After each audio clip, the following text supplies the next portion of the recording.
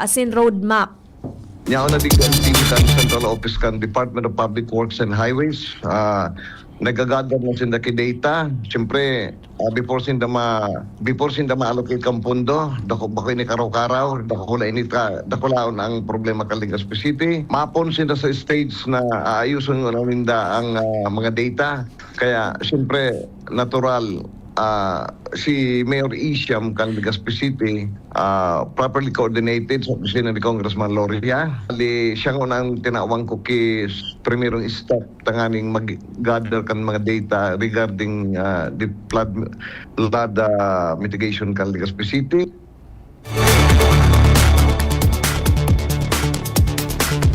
Antingog ni Albay 2nd District Congressman Kaloy Loria. Ang baretang ini hatod sa Indukan Mega One. Ang Mega One ay may 21 sangkap para matulungan ka sa iba't ibang karamdaman tulad ng diabetes, high blood, stroke, arthritis, kidney failure, cancer, viruses, at iba pa. Tumawag kay Doc Joy Bitito sa 0998-975-8121 or 0917-853-8933. Gigibohon na po ang mga tugang sa Lunes, Hunyo o gigibohon sa Hulyo 23 aldaw na Huwebes alas 3 hapon ang turnover ceremony bilang tanda kan pagsalida sa liderato. Katakot ini kan pagsalida ni nagpasalamat si Roldan sa pagkakataon na masirbihan ang Bicol Region na pinagkonsiderar na pinakadakula sa iyang proyekto bilang commander kang rehiyon na nagpadara ng Deployable Response Group sa kasagsagan kan pagrapado kan Bagyong Christine sa mga probinsya kan Bicol Region. Pinahiwas man kan pagkondusir ng Water Search and Rescue o WASAR training para sa mga eskwelahan, ahensya de gobyerno at iba pang organisasyon na nagresulta sa National WASAR Olympics 2026. Iniman, pinagpakusog kan maritime security, partikular na sa mga pantalan na nagresulta sa pagkakakumpiskar kan mga kontrabando asin iba pang programa. Ang inyong publiko, Commodore Ivan E. Roldan, ay taos puso nagpapasalamat sa ibinigay ninyong suporta sa aking buong panahon or tenure ng aking assumption as Coast Guard District Bicol. Taos puso kaming nagpapasalamat sa inyong suporta sa inyong Coast Guard District Bicol. At makakaasa kayo na saan man tayo patungo at dalhin ng serbisyo, lalo na dito sa aking susunod na obligasyon na bilang District Deputy Commander ng Coast Guard Education and Training Command. Dadalhin nyo ating mga naging eksperyensya dyan sa Kabikulan, maging sa ating ibang naging posisyon na District Commander para ma-improve natin lalo yung mga curriculum natin, yung program of instruction na akma sa napapanahon sa ngayon. Si Commodore Ivan Roldan ipinagdesignar bilang Deputy Commander kan Central Coast Guard Education Training and Doctrine Command. Mientras tanto, masalida sa iya si Commodore Roland Lorenzana. Maabot milyones pesos ang pigagamit kan gobyerno sa mga kagamitan na para sa ligtas na pagdispose o pagpapasabog kan mga unexploded ordnance. Sigun ini sa entrevista kan DCGB News kay Regional Explosives and K9 Unit Officer in Charge, Police Major Mark Moses Dave. May koneksyon sa nako ang sarong 1,000-pound aircraft bomb sa Purok 5, Barangay Ilaod, Kamalig, Kasuudmang Aga. Dagdag pa ni Dave na dakol na clearance asin mahigpit na proseso ang pigsusunod sa pagmanihar asin pagdispose kan mga vintage bomb na nawalat poon pa kan World War II. Mientras tanto ang lugar kung sa inako ang bomba pigtutubudan na naging kuta kan mga Hapones. Sa presente nasa kustodya na kan Explosive Ordnance Disposal Team ang bomba asin nasa Camp Simeon Ola para sa magkakanigong disposisyon. Kung sa tingin nyo na may mahukay o kung something suspicious na ganito, i-report agad sa police station para darating kami para i-assist sila i-recover yung mga nahahanap na ganito. Huwag nang galawin. For safety purposes, kami lang ang authorized na maggalaw ng ganito. Antingog ni Regional Explosives and K9 Unit Officer in Charge, Police Major Mark Moses Dave. Mientras tanto, dagdag na bareta sa lado lokal, Al Armario nagbabareta. Inguaman kan Legazpi PNP na mapahiwas ang sa indang serbisyo sa 70 mga barangay kan syudad sa ibong kan kakulangin bilang sa data na pinaluwas kan PNP Legazpi sa pamamayo ni Legazpi PNP Chief Police Lieutenant Colonel Arthur Tagtag Jr. 315 mansana ang police kan Legazpi sa sobrad 200,000 na populasyon na dapat bantayan. Ang ratio is 1 to 682 katawo ang dapat nindang bantayan. Ibong kaini, alagad sa ibong kaini, pigiingo aman ninda na mamonitor ang 70 mga barangay kan Legazpi. May planong magdagdag ng service station digdi sa barangay Bangkiruan para pati na digdi sa southern part kan syudad mabantayan man. Alarmario, DCGB. Dagdag na bareta lokal, hali dyan sa luwas, bit-bit ni Jimmy Nasalita. Maisuwestiyon si Uwas Mayor Jan Trinidad sa Aleco na kung pupwede ang mga alkalde sa Albay matawan in development plan kan manehamento kan Albay Electric Cooperative arog kan 2 years, 5 years o 10 years development plan tanganing easy kan mga mayors o LMP kung saan paduman ang dalagan o plano kan Albay Electric Cooperative para sa pagpagayon kan serbisyo kaini. Sangunyan blanco ang mga mayors kung ano ang talagang plano kan Aleco kung saan importante ang development plan na maaraman kan mga alkalde tanganing araman kan mga local chief executive kung anong suporta o programa ang gigibuhon kan kada munisipyo asin kung kinakaipuhan angkla sa programa man kan mga LGU ang programa kan Aleco mapag-adalan kan mga lokal na gobyerno. Sangunyan blanco ang mga alkalde sa Albay kung ano ang futuro kan Albay Electric Cooperative kung mapapakaray pa ini o dai na pagabot sa serbisyo sa mga konsumidores. Mga dagdag na bareta, Jimmy Nasalita, DCGB. Mga tugang formal na pong ipinagdesignar si Presidente Ferdinand Marcos Jr. si dating Albay o pinagdesignar ni Presidente Ferdinand Marcos Jr. si dating Albay Governor as in 2nd District Congressman Joey Salceda bilang Presidential Legislative Officer na may ranggong Secretary sa Presidential Legislative Liaison Office o PLLO kan Office of the President. Nakapalaman sa appointment paper na pinirmahan kang Presidente na ang trabaho ni Salceda as in responsibilidad sa nasabing posisyon. Nanumpa si Salceda sa nasabing posisyon as in nagsumitin in kopya kan sa iyang oath of office sa Office of the President as in Civil Service Commission. Nagkaigwan in dialogo si Bishop Joel Bailon kan Diocese kan Legazpi sa mga miyembro kan Parish Pastoral Council asin mga representante kan Barangay Pastoral Council kan St. Joseph the Worker Parish. Bangkiruan, Legazpi City kasunod kan sa iyang pastoral visit. Napag-ulayan na ang mga aktibidad, programa asin ministeryo. Nagkaigwaman in oportunidad na maghiras kan sa indang mga problema asin suwestyon sa open forum na nagpararom sa paghinanyog, pag-iriba asin synodality o naging oportunidad ini para mas masabutan kan obispo ang buhay pastoral kan parokya na midbid ang dedikasyon kan mga miyembro kaini asin magtaonin giya asin pampakusog buot sa saindang padagos na misyon. Nagpasalamat man si Parish Priest Reverend Father Edgar Moron sa oportunidad na itinao kan obispo sa saindang parokya. We are on top of the situation. Inan siniguro ni Naga City Mayor Lene Robredo may koneksyon sa paghiro kan investigasyon sa pagkagadan kay Teacher Lizelle Parmale sa iyang apartment sa Naga City. Mientras tanto, sigon kay Naga City PNP City Police Director Colonel Rizalde Caballero, nasa ultimong parte kan sa indang investigasyon asin pigtatapos na sana ang mga may kinaaraman sa dokumento bago isangat ang kaso sa korte. Magigirumduman na ginadan si Parmale kan Hulyo 18, 2026 kung saan na-arestar kan mga autoridad ng suspect sa Pasakaw, Camarines Sur makalis ang 11 sa 12 oras pon sa insidente. Basado sa panginot na investigasyon may mga sinyalis nin panghabas sa pinangyarihan kan krimen asin pinagtutubudan pa na tinuok o nasuffocate ang biktima. Katakod kay ni siniguro ni Robredo asin ni Caballero na panago sindang magtatabangan tanganing mas mapakusok ang kampanya asin mataunan ni justisya ang paggagadan kan para tukdo. Sarong halanggaw na lider ka New People's Army o NPA angadan sa duwang engkwentrong nangyari sa Barangay Matanglad asin Barangay Buyo, Piuduran, Albay kanakaaging aldaw.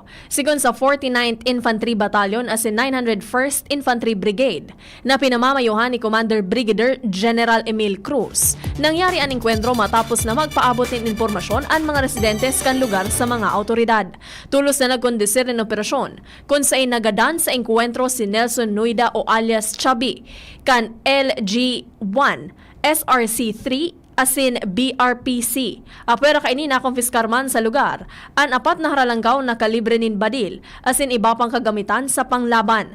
Mientras nagpasalamat man si Cruz sa mga lokal na gobyerno, kapulisan asin albayanos sa padagos na pakikipagtabangan sa mga soldados tanganing maibusol ang mga pangseguridad na operasyon. Alas 7:27. Iyan po mga tugang ang oras sa DCGB. Ngunyan pong aldaw nin Miyerkules. Balita sa Lado Nasyonal, masunod. Magalipas lang kan mga patalastas. Maugmang ipinipresentar kan lokal na gobyerno kan ginubatan sa pamamayo ni Mayor Gemma Ann Onhoco asin kan sangguniang bayan ang Longganisa Festival 2026. Kapangang bulan na panunin maugma asin kapakipakinabang ng mga aktibidad na mapon Agosto 1 sundo Agosto 15 ngunya na taon. Day 1, Agosto 1, Holy Mass, Agri-Fair Opening asin opening kan Beer Plaza Pagkabanggi. Agosto 2, Zumba Competition. Agosto 3, Tree Growing, PWD Day. Agosto 4, Youth Service Day. Agosto 5, Peso Job Fair sa Ofracio Pavilion. Agosto 6, Bloodletting. Agosto 7, Ginubatan Got Talent. Agosto 8, Ginubatan Bodybuilding and Physique Showdown. Agosto 9, Ginubatan Half Marathon asin pauragan sa Ginubatan Kickboxing. Agosto 10, Ligtas Tigdas Program asin ang pinakaabangan, Kulinarya asin Longganisa Budol Fight. Agosto 11, Street Dance Competition. Agosto 12, LGU Program asin Services Orientation for Barangay Officials. Susundan kan Youth Day. Agosto 13, Civic Parade and Seniors Citizens Night. Agosto 14, Airsoft sa Oval asin Procession sa Banggi. Agosto 15, Agri-Fair Closing. Holy Mass in honor sa patron saint of Our Lady of Assumption. Tara na, pasyar na sa Ginubatan. Agosto 1 hanggang Agosto 15, Longganisa Festival 2026. Longganisa, Ginubatan, sarabay sa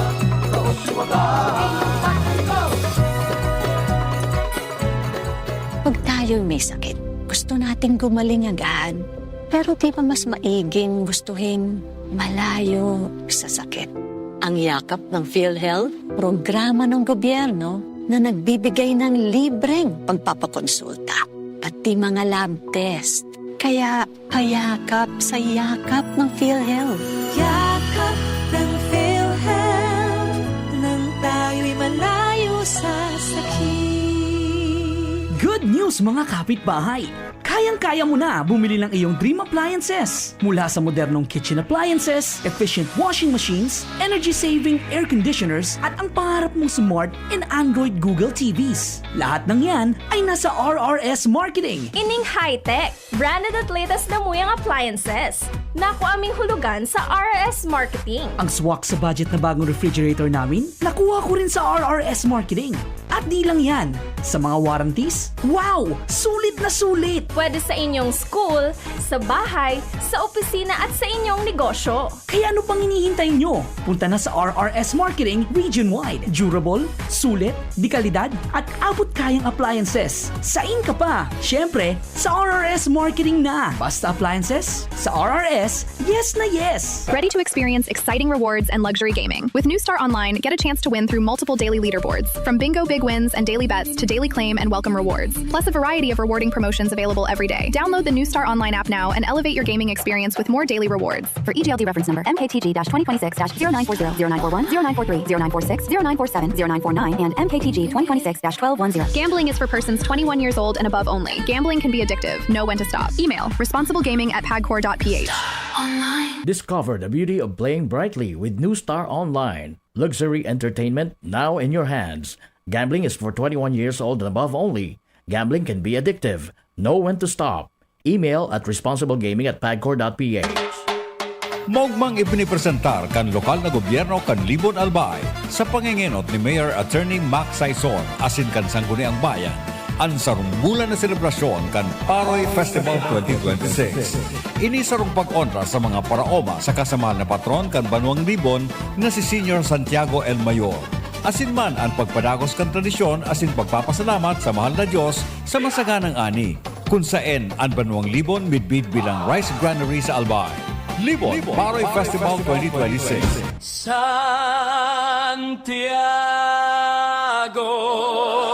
del Libon.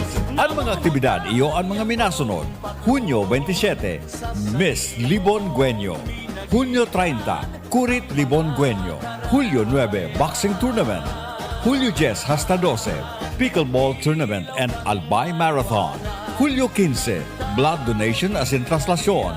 Hulyo 16, Opening Ceremony and Cultural Presentation, susundan in fireworks display. Hulyo 18, Fiesta sa Maynila Drag Race as in Mountain Bike Race. Hulyo 19, Senior Citizens Night. Hulyo 20, Festival Job Fair. Gabi kan Libon Guenyo as in Zumba Contest. Hulyo 21, Agri Fair as in Carabao Parade, mantang sa Banggi Iyo and Farmers and Fisher Folks Night.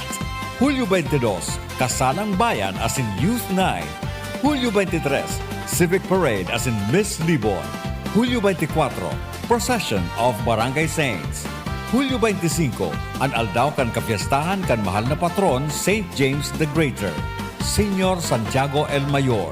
Sa ngaran ni OIC Tourism Officer as in Festival Coordinator na si Miss Cassie Abila.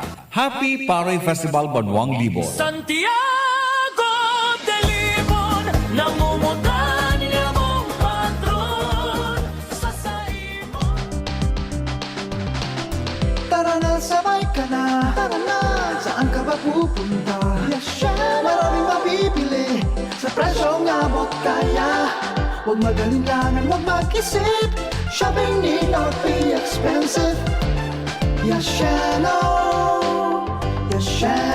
Mall.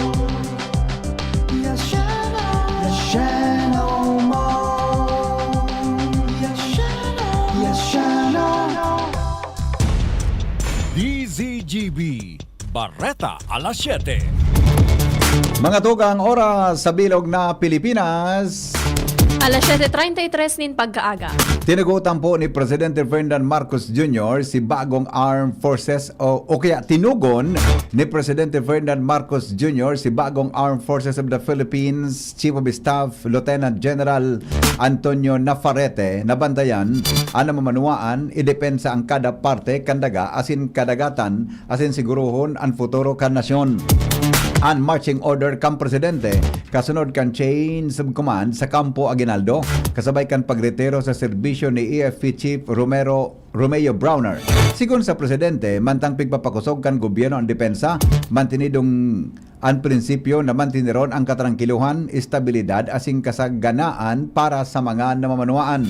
Tinawanin do ni PBBM na bukas ang nasyon sa kooperasyon alagad daino arin man ikukompromeso ang soberanya kaini. Sinabi niyang handa ang nasyon na makipag-amigo sa gabos alagad dai abandonaron ang nasyonal na dignidad. Sinabi pa kan presidente na nagsalida man nin mga pamayo alagad ang misyon mantinido asin ang trabaho idepensa sa bandera asin o kaya idepensa ang bandera dahil natatapos. Tinawanin doon ni House Prosecutor and Bicol Saro Party List Representative Terry Redon na dai natibag si National Bureau of Investigation o NBI Director Melvin Matibag sa sayang paghampang sa impeachment trial bilang testigo sa aligasyon na pagpatakot ni Vice Presidente na ipapagadan si Presidente Ferdinand Marcos Jr. asin sa iyang pamilya.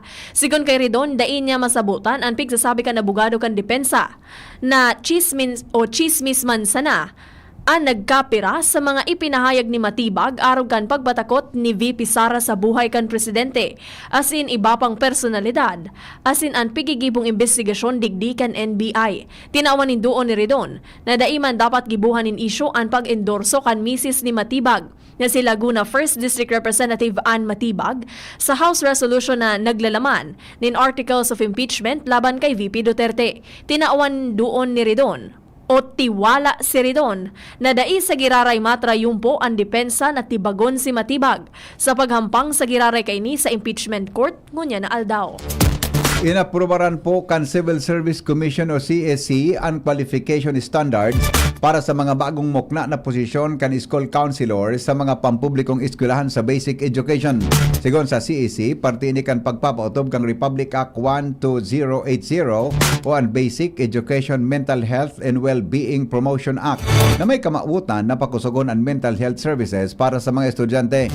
Sirarom kan Civil Service Resolution number 2600 inaprubaran kan komisyon ang regulasyon para sa mga plantilya, posisyon kan Department of Education, kaibahan ng Schools Division Counselor, School Counselor 1, Sagcode 4, as in School Counselor Associate 1, Sagcode 5. Serarom kan Civil Service Chairperson o serarom kan CSC Chairperson Marilyn Yap na makakatabang ang bagong standards para masiguro ang mga kwalipikadong professional na maidesignar sa mga eskwelahan para suportahan ang mental health as in well-being para masiguro ang kwalipikadong professional na maidesignar sa mga eskwelahan para suportahan ang mental health as in well-being kan mga estudyante.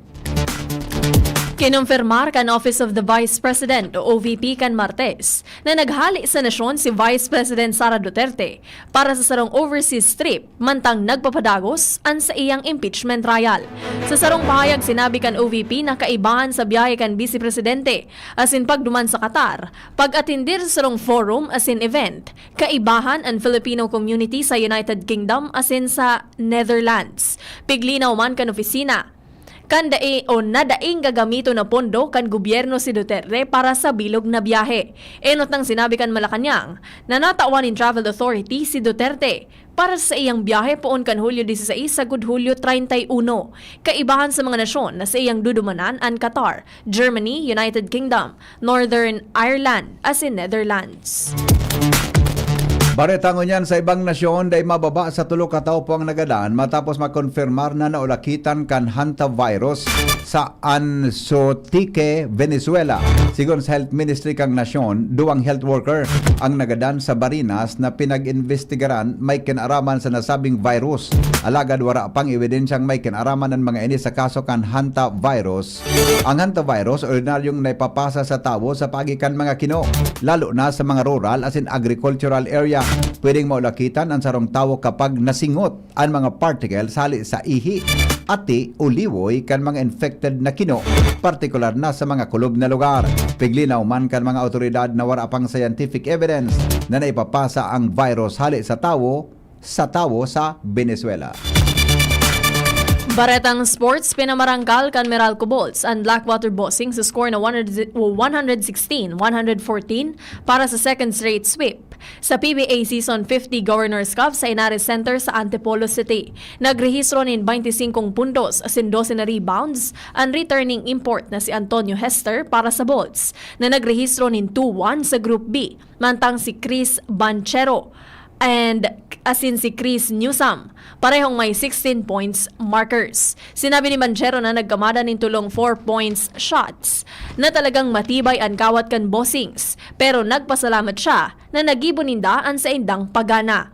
An sa iyang crucial rebound, nagresulta sa winning basket ni Newsome sa final 3.9 seconds kan fourth quarter. Mientras tanto, ginanakan Malinaw Summit Surge ang laban kontra Rapu-Rapu sa Game 1. Basketball Open category ka nagpapadagos na Albay Intertown Governors Cup 2026 kasuhapon sa Albay Astrodome.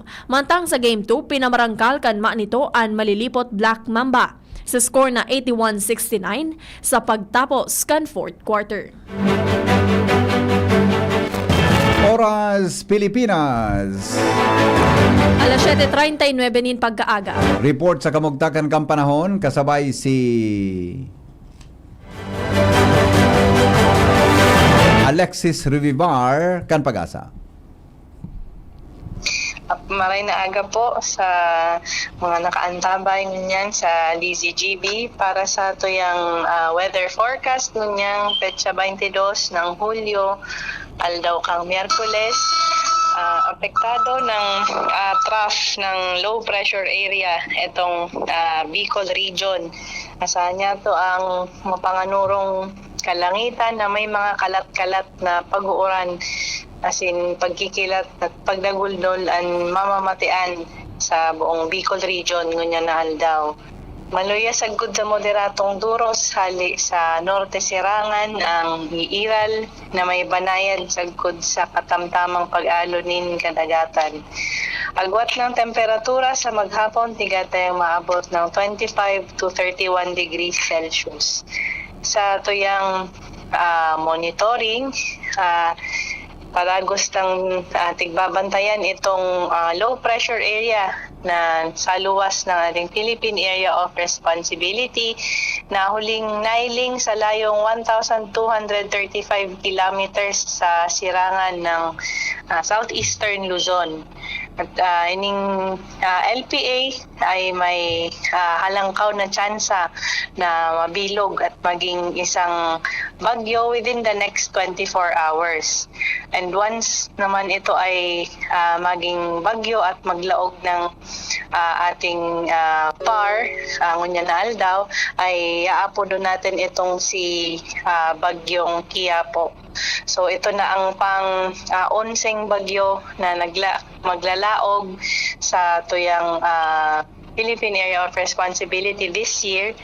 And yun po padagos kitang antabay sa magiging updates regarding dito sa potential na maging bagyo po. Bali yun po sa tuyang forecast tali po digdi sa Pag-asa Legazpi, Alexis River po.